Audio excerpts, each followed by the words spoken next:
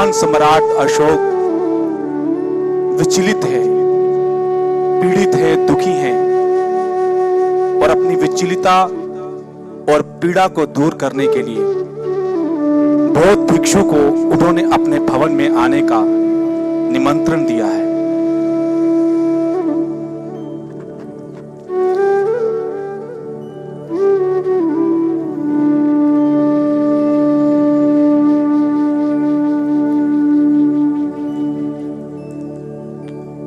प्रणाम बंते। सदैव प्रसन्न रहो। महान सम्राट अशोक, इस भवन में आज इस प्रकार हमें निमंत्रण करने का क्या उद्देश्य है? बंते, मैंने विजय पाई है, परंतु विजय की अनुभूति नहीं हो रही। विजय? क्या मैं जान सकता हूं कि कहां है तुम्हारी विजय? कलिंगा के ऊपर विजय पाई है बंते। हे सम्राट, क्या कलिंग की इस धरा पर निश्वास पड़े हुए शव तुम्हें दिखाई नहीं दे रहे? क्या इन निश्वास शवों पर तुम्हारी विजय है? या इस युद्ध में आहत हुए लाखों उन लोगों पर तुम्हारी विजय है जो हर क्षण अपनी पीड़ा के साथ तुम्हें कोस रहे हैं? क्या उन औरतों पर तुम्हारी विजय है जिनको तुम्हारे युद्ध ने विधवा बना दिया है? या उन माताओं पर, उन पिताओं पर तुम्हारी विजय है जिनको तुमने संतानहीन कर दिया है? निस्संदेह सम्राट, उन छोटे छोटे बच्चों पर तो तुम्हारी विजय नहीं हो सकती जिनको तुमने अपने युद्ध के कारण अनाथ बना दिया है।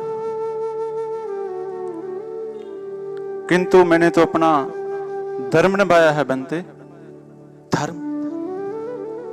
लालसा के वशीभूत होकर दूसरे राज्यों पर आक्रमण करना, किसी का वध करना, किसी को विधवा बनाना, किसी को संतानहीन कर देना, किसी को अनाथ कर देना।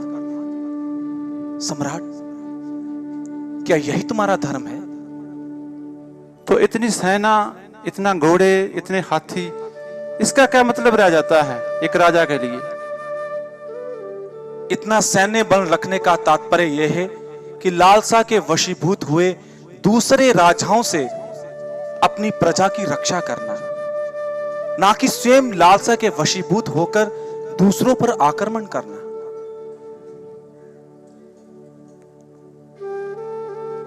किंतु मैंने तो अपनी जो धार्मिक पुस्तक में लिखा है उसकी आज्ञा का पालन किया है।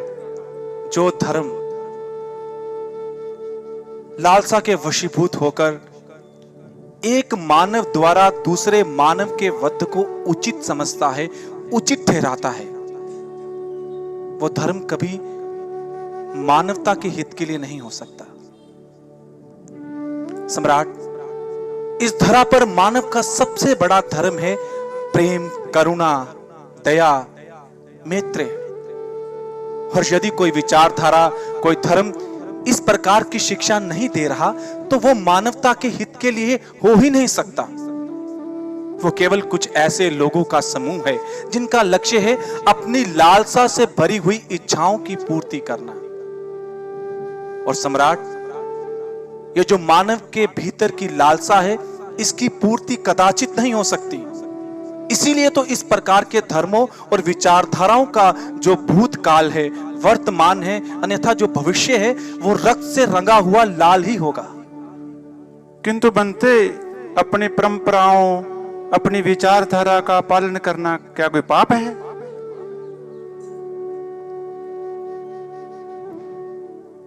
सम्राट, कभी इस पर विचार चर्चा करने का साहस किया है कि ये धार्मिक पुस्तकें, ये विचारधाराओं की पुस्तकें किसने लिख दी? किसने ये लिख दिया कि धर्म के लिए मर जाओ या धर्म के लिए किसी को मार दो?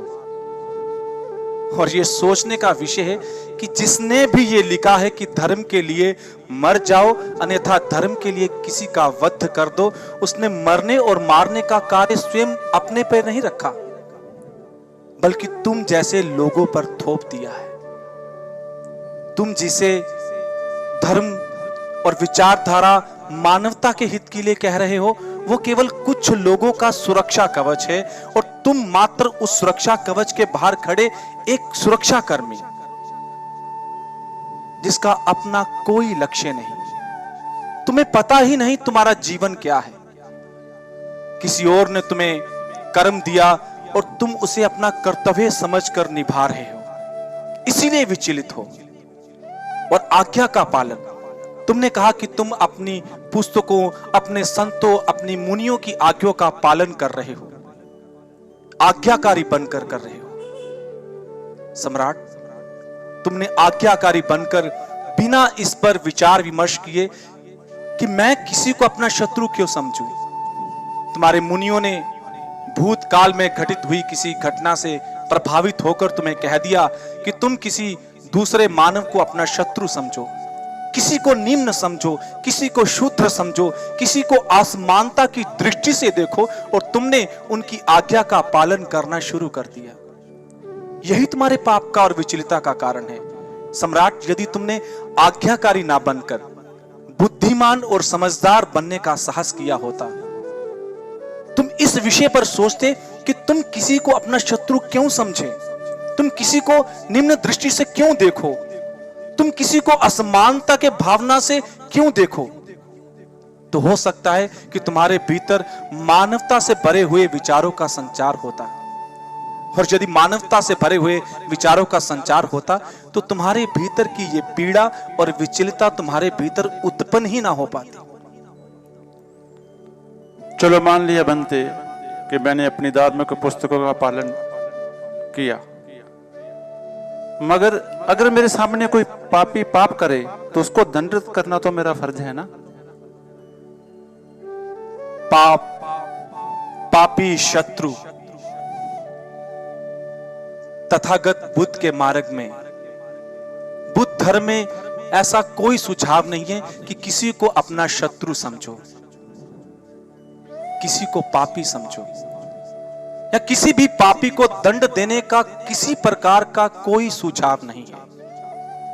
तथागत कहते हैं, पाप का नाश करने के लिए पापी को दंड देने की आवश्यकता नहीं है, क्योंकि दंड से केवल पापी का वध होता है, पाप का विनाश नहीं होता। पाप के विनाश के लिए तो पापी के हृदय को परिवर्तन करने की आवश्यकता होती है। परिवर्तन से ही हम पापी को चरित्रवान और शांति का जीवन प्रदान कर सकते हैं।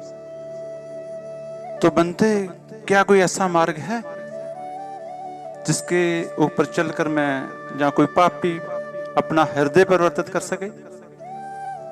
दया, करुणा, प्रेम, स्नेह और मैत्री से भरा हुआ तथागत बुद्ध का मार्ग ऐसा मार्ग है जिसने अशांत ढंग से जीवन व्यतीत करने वाले उंगली माल को शांति का जीवन प्रदान किया। अमरपाली जैसी वेश्या को चरित्रवान स्त्री का रूप दिया। आत्मग्लानि और हीनता के भावना से भरे पड़े सुमित ढोम के भीतर आत्म सम्मान की भावना का प्रसार किया। हे सम्राट, तथागत बुद्ध का मार्ग ही ऐसा मार्ग है जो किसी भी प्रकार से अनैतिक जीवन व्यतीत करने वाले मानव के भीतर नैतिकता का प्रसार कर सकता है।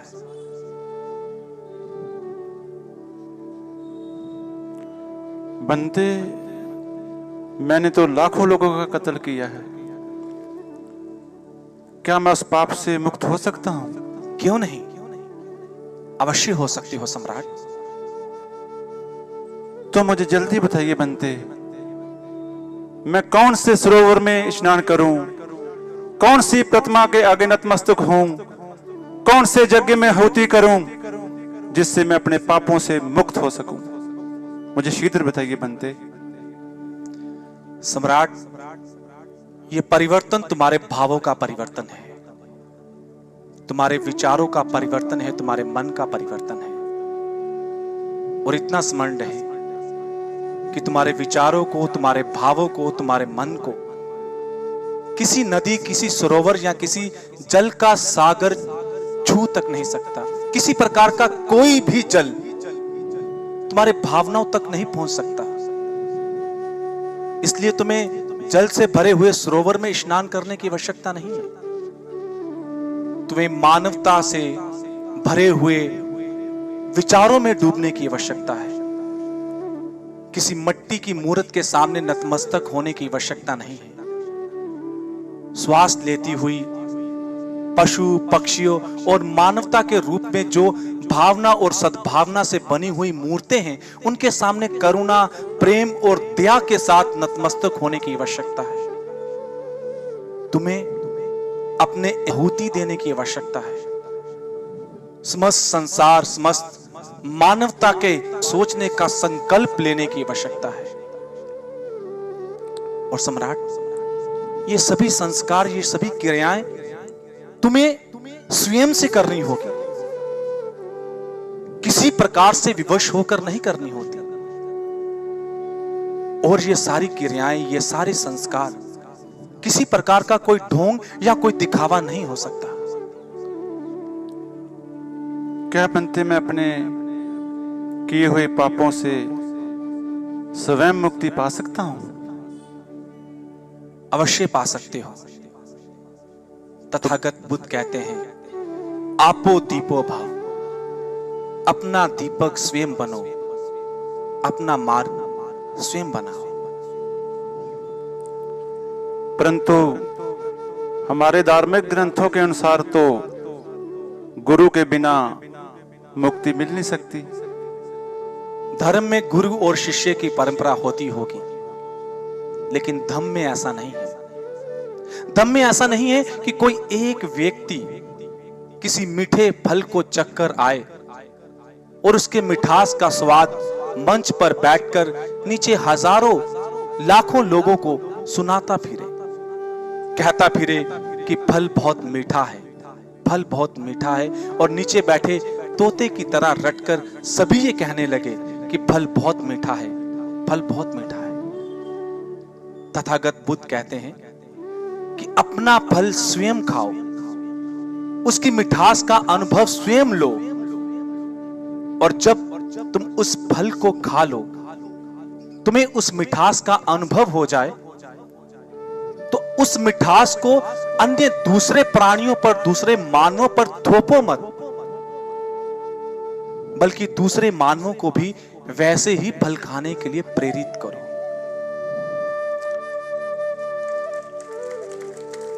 किंतु बनते, हमारी धार्मिक पुस्तक तो कहती हैं कि इस मार्ग पर चलने का अधिकार कुछ विशेष लोगों का है।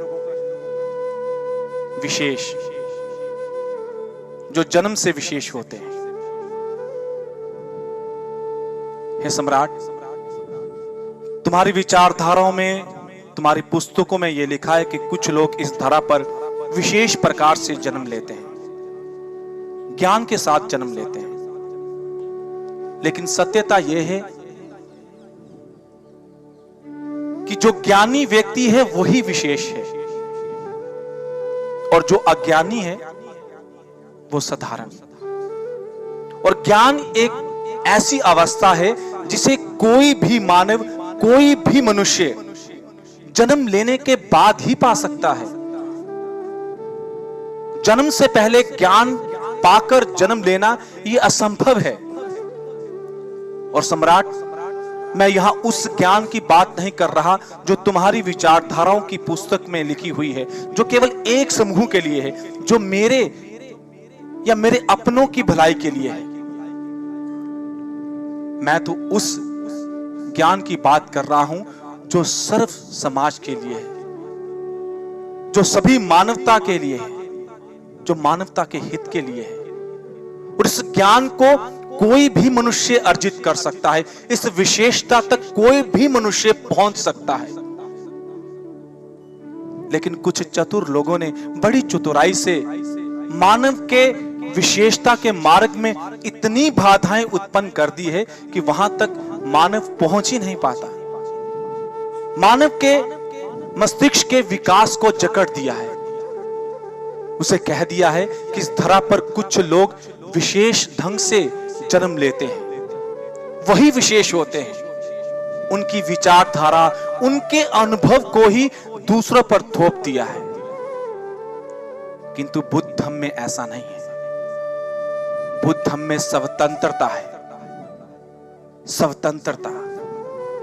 कोई किसी प्रकार की बाधा नहीं, कोई किसी का गुरु नहीं, कोई किसी का शिष्य नहीं, कोई पापी नहीं, कोई शत्रु नहीं। सभी प्रकार की कुरीतियों और गलत परंपराओं से मुक्त होना ही बुद्ध तत्व है।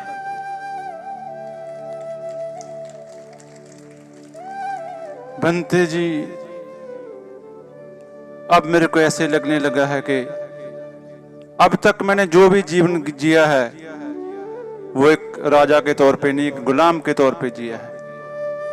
मैंने अपनी पहली जिंदगी उन झूठी परंपराओं और विचारधारा के अधीन जी है, और ये जो विजय मैंने पाई है, लाखों लोगों का कत्ल करके, हजारों बच्चों को अनाथ करके, हजारों माँ बाप को संतान विहीन करके, अब ये मेरे को लगता है कि ये विजय नहीं है।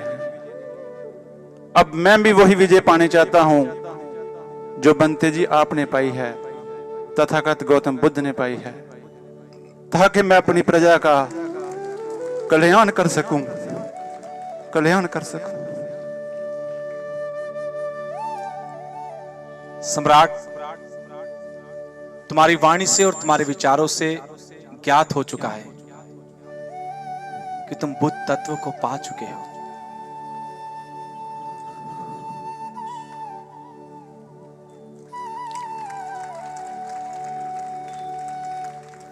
आज मैं प्रतिज्ञा करता हूं कि जो भी मेरा बचा हुआ जीवन है वो मैं जन कल्याण के लिए भगवान बुद्ध के मार्ग पर चलते हुए बिताऊंगा, और प्रेम, दया, मैत्री, करुणा के अधीन ही पूरे देश में, पूरे संसार में भगवान बुद्ध के दम का प्रचार प्रसार करूंगा। बुद्धं शरणं गच्छामि, धम्मं शरणं गच्छामि, संघं शरणं गच्छामि, बुद्धं धर्मं गच्छामि, धम्मं शरणं गच्छामि।